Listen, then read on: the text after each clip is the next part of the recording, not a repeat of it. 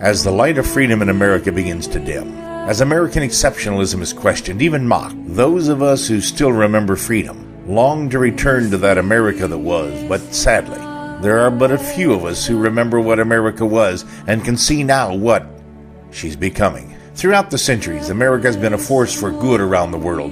This heaven-blessed land has been a nation unlike any other. Our pilgrim fathers were chased from the shores of Europe because they insisted on living reverently, shunning non-biblical doctrines and keeping Sabbath. They came to America to plant a land where God could be honored, where men could live out their lives in freedom and have the liberty to worship as they were led by the Holy Spirit. This was to be a place where they could build a future of their choosing. They left England because arrogant kings and lords treated them as peasants, enacted laws that controlled every aspect of their lives and taxed them beyond what they could bear. And those taxes were being used to support causes which many found objectionable. So they left, and they came to this new land, to America. They knew they'd be facing hardship and loss, wilderness, hunger, and hard work, and yes, even death at the hands of Indian tribes. Yet they came. So strong was their desire for freedom in every sense of the word. Freedom to speak their mind, freedom to live out their lives without government officials suffocating them, freedom to worship how they chose with no one to say that they were too extreme because they didn't keep certain church holidays or because they kept Sabbath, freedom to think great thoughts, freedom to write great books, and freedom to dream great dreams. These were an exceptional people, exceptional because they were willing to give up every conceivable comfort for freedom. They left behind those who were timid and found a way to live with the boot of government on their neck. They set sail, not just for America, but for the dream of an exceptional freedom. When this great nation found it necessary to cut the political ties with Mother England, history records that at that one moment in time, at that juncture in history, some of the most exceptional men to have ever drawn breath were by heaven's appointment joined together in one great cause that would forever change the world. Collectively, these men form perhaps the greatest assemblage of brilliant, freedom-loving intellect in the history of planet Earth. And whether knowingly or unknowingly, they were fulfilling a prophetic and divine destiny laid out before the worlds were framed. And what did these founding fathers give us? A nation? Yes, but it was much more than a nation. It was a dream. The dream of a place where men could be free to think, to grow, free to be an entrepreneur, free to worship as they chose. They had a limited government that worked for them, not like England, where they were subjects of the government. Sure, they made mistakes like the sin against God and man in the introduction of slavery in America, and though it would take them better than a half a century, their progeny bled and died to end the generational transgression and atone for the sins of the fathers. That, friends, is exceptionalism. And because of the sacrifices of those who have come before us, we are placed here in this greatest land in history. We became a nation unparalleled in wealth and power, imagination and freedom, a place where families flourished and business grew, and ideas brought innovation and unimaginable progress to mankind.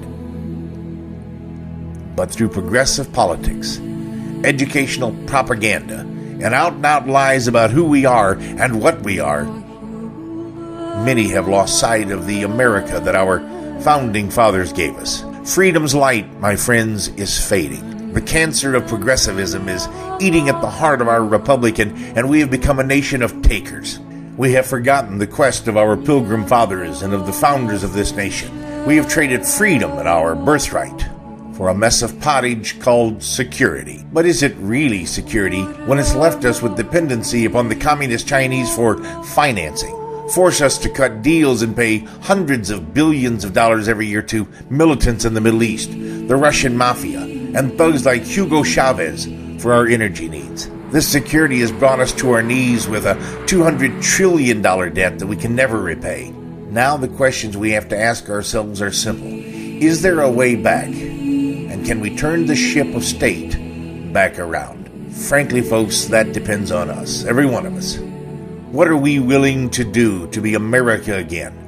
Will we make the sacrifices necessary to restore freedom, or does it all end right here with this generation? Folks, we're not being asked to sail into an unknown sea and brave a land brimming with hostile terrain, possible starvation, and no one to help if something goes wrong. We're not being asked to lay our lives on the line and take up arms against the strongest military power on earth. No, we're simply being asked to give some of what we have today to restore this land. All we need to do is stop taking. Stop selfishly taking from everyone around us so that we don't have to face our responsibilities. Just stop taking. Refuse to let the government fund our retirement. Tell them thanks, but no thanks. Tell them thanks, but no thanks to the 99 weeks of unemployment. Tell them we'll handle our own health care. Tell them we'll decide locally what education will be. Just stop. Stop all of the insanity. Government cannot provide anything to you or anyone else. The only money they have is what they take from us. And every time we waddle up to the government trough, we're taking something from someone else that doesn't belong to us. We're at the final crossroads, my friends, and the decisions we make today will determine whether we tell our children and those who come after us what we did to restore the land, or how in our own sloth and greed we let it slip away. We're real close to extinguishing the light of freedom in America. Already we can feel that boot of government, as Mr. Obama calls it, on our collective throats. Those who died planting this land will have died in vain. Those who faced down the might of England and gave their lives, it will have all been for naught. Those who have given all on hillsides and valleys and forests and deserts around the globe for our freedom will have died for nothing. I, for one, long for freedom. Not just the freedom to walk around wherever I please, but the freedom to live my life, to run my business, to invest, plan my retirement, and live free of the worry about whether or not I've somehow broken one of the laws found in the over 50,000 pages of statutes in the Federal Registry in Washington. That's right, over 50,000 pages. So here's what I'm going to do. I'm going to vote for the folks I think will go to Washington and state capitals and city halls. Those who will start undoing what has been done by their predecessors. I'm going to put money away every week to support the Tea Party and candidates who won't be worried about sending me pork, doing me special favors, or giving money to my industry. I just want government to leave me alone, to stay out of my life and let me breathe free. I plan to let my elected officials know that if they lie to me or cross me, I will work hard to vote them out of office, to recall them, or do whatever it takes to send them back home. I refuse to let our America be treated like this anymore. The left will say I'm angry, but I'm not. The right will say that I'm fringe. And perhaps I am. In fact, yes, I am. Me and 50 million other Americans just like me who are fed up with the government's lies that are enslaving us and our future to the socialist nightmare they're creating. The media will say that we are radicals, and guess what? They're right. We are. But folks, it's in our genes. Our pilgrim fathers were radicals. Our forefathers, our founders were radicals. How long can we deny our own DNA? Deep down in our soul is American exceptionalism. We long for it. We will fight for it.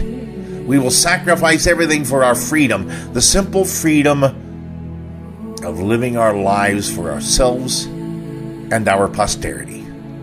Oh, beautiful for heroes proved in liberating strife, who more than self their country loved and mercy more than life. America, America, may God thy gold refine, till all success be nobleness, and every gain divine. Oh, beautiful for patriot dreams that sees beyond the years. Thine alabaster cities gleam undimmed by human tears. Oh, America, America, God shed his grace on thee, and crown thy good with brotherhood, from sea to shining sea. Will you join with me? We can make America again But it's going to take all of us. It's going to take an effort. It's going to take the ability to sacrifice that our children and their children might still have an America to live in. Let us raise a standard to which the wise and honest can repair.